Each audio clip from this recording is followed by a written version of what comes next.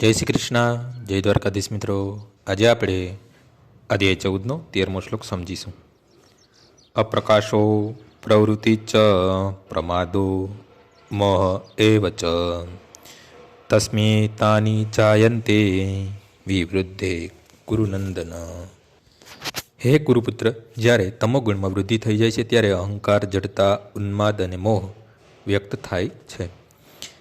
જ્યારે પ્રકાશ નથી હોતો ત્યારે જ્ઞાન અનુપસ્થિત હોય છે. તમોગુણી મનુષ્ય કોઈ નિયામક સિદ્ધાંત દ્વારા કર્મ કરતો નથી. તે ધૂનમાં આવે છે તેમ ઉદ્દેશહીન કર્મ કરવા ઈચ્છે છે.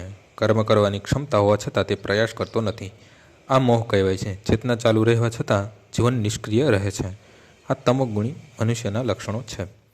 આજનો શ્લોક અહીં પૂર્ણ થાય છે. આવતીકાલે ફરીથી સવારે 6 વાગ્યે મળીશું. જય શ્રી કૃષ્ણ.